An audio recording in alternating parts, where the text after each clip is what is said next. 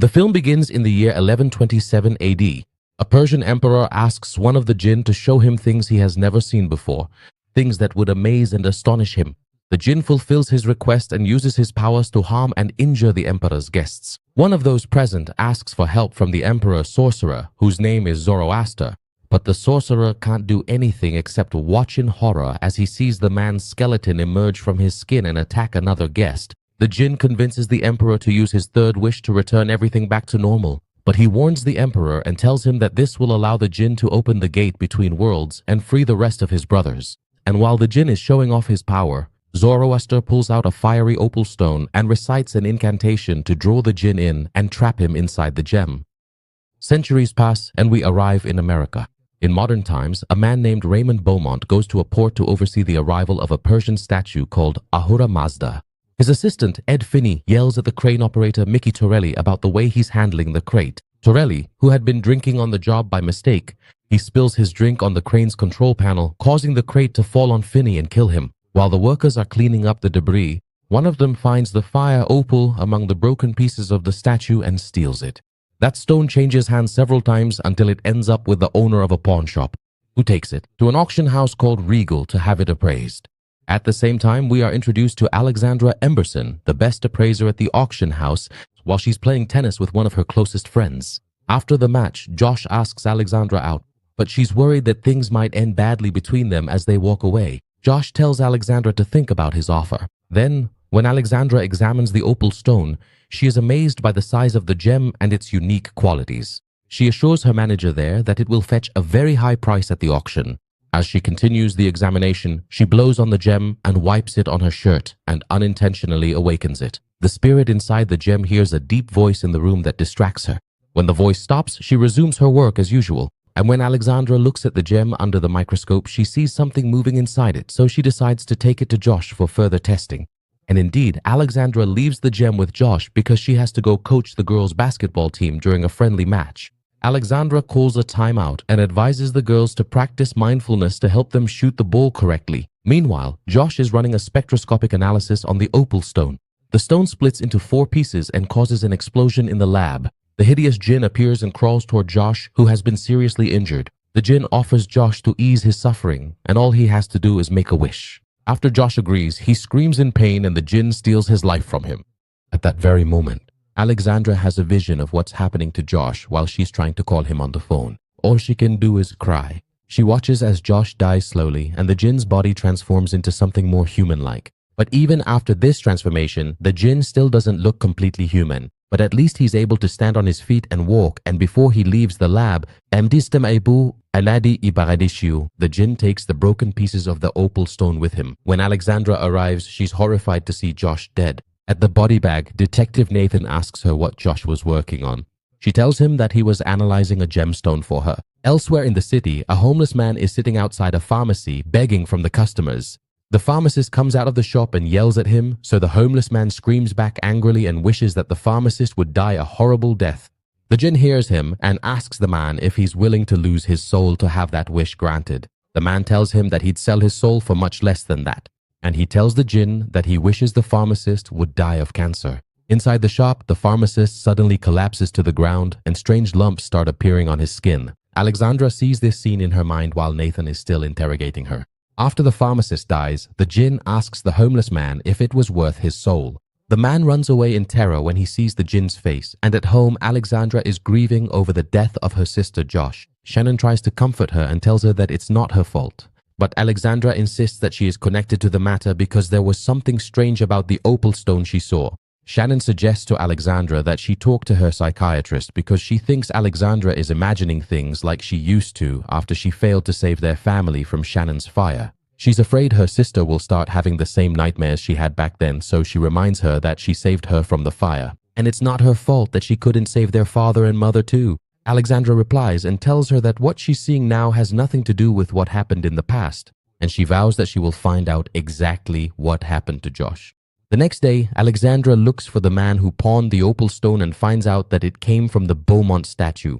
When she asks Beaumont for more details about the Ahura Mazda statue, he refers her to a folklore professor named Wendy Dalette. At the same time, the jinn goes to a university morgue to steal a man's face. but a student there interrupts him and he's startled by the jinn's appearance. The jinn guesses that the student doesn't want to see what he's doing, so he makes him wish for that.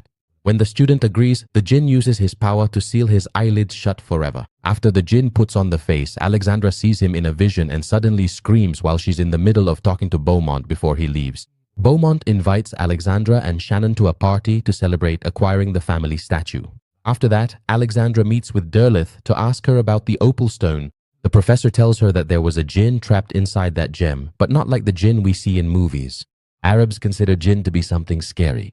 And at that exact moment, the jinn visits a clothing store to buy a suit, and as he's paying for the clothes, he tempts the saleswoman to wish to remain beautiful forever. The woman turns into a mannequin right after she makes her wish, and Derleth continues speaking, saying that jinn are compelled to grant 3 wishes to the person who awakens them, but their real goal is to invade the earth. She warns her that these jinn are far more powerful than humans can imagine, and that they are extremely evil. And the jinn visit Nathan at the police station to ask him for Alexandra's address during their conversation. The jinn notice that Nathan is watching a suspect being interrogated by another officer.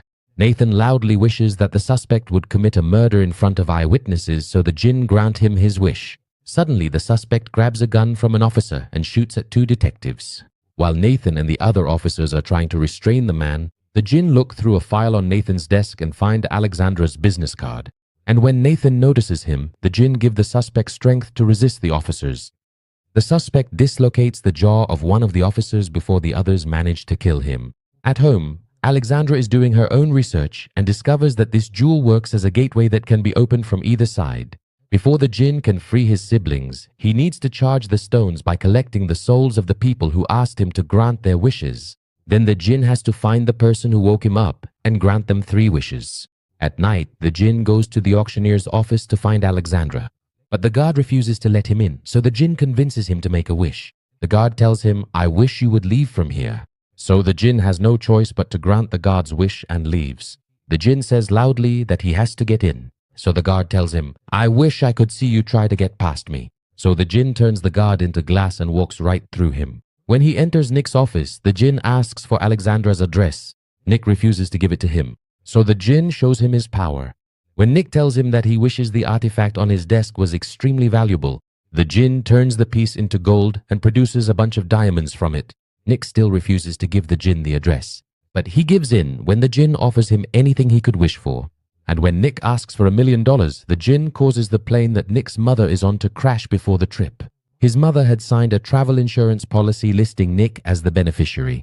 The next day, while Alexandra is coaching the basketball team, she can't get the jewel out of her mind, so she borrows Shannon's phone to call Derleth. And when she returns it to Shannon, the jinn borrows the phone and redials the last number. Alexandra called him after she returned the phone. Alexandra sees the jinn among the crowd, but he disappears when one of the players passes in front of her. When Alexandra gets home, Nathan calls her to warn her that there's a man looking for her. The call gets cut off when the jinn starts taking the souls of everyone who made wishes. Alexandra screams in pain as she sees all of this happening in a vision. And as soon as the vision ends, she gets a call from the jinn telling her that she's the only one who can free those souls.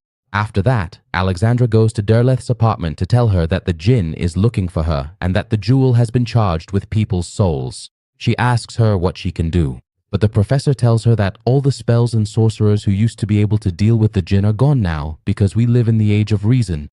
Alexandra realizes she has to rely on herself, but Derleth mocks her and tells her there's no way she can defeat a powerful jinn that has existed since before the beginning of time. Alexandra gets upset and tries to leave, but the jinn stops her. The jinn reveals to her that he killed Derleth after she asked him to free her from her fear when he showed her his true form. Then the jinn asks Alexandra for her wish, so she tells him that she wishes for him to die. The jinn grants this wish as a free wish and shoots himself in the head to show her that he is immortal and cannot die. Alexandra feels that she has no choice but to make a wish, so she tells the jinn that she wants to know what he really is.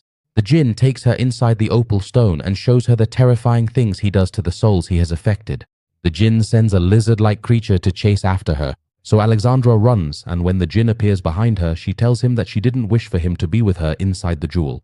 The jinn responds to her and tells her that she should have specified her wish more clearly, and he threatens her that he will go after her sister Shannon. So Alexandra uses her second wish to go to her apartment without the jinn.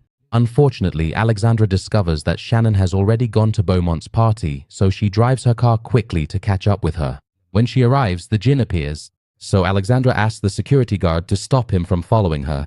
He tempts the guard with the idea of escaping his boring job and doing something more exciting.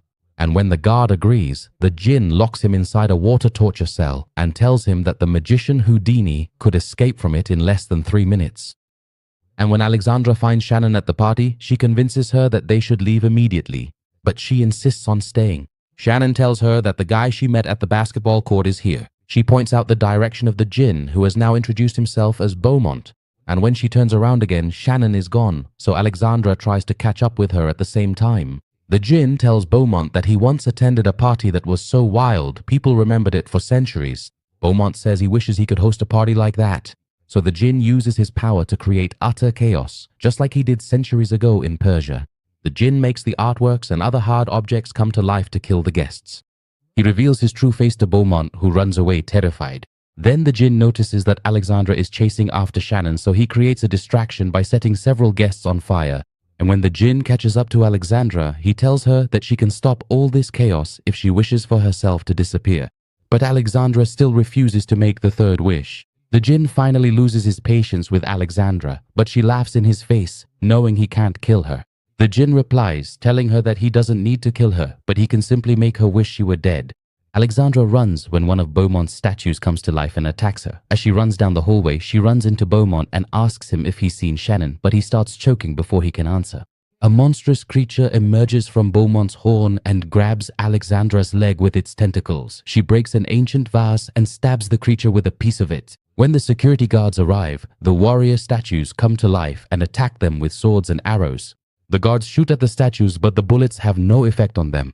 One of the statues kills a guard by hitting him with a spiked ball, and another statue kills a second guard with its sword. Then the djinn brings a painting of Jack the Ripper to life to kill the last guard. After that, the djinn corners Alexandra in Beaumont's exhibit room and forces her to make her final wish.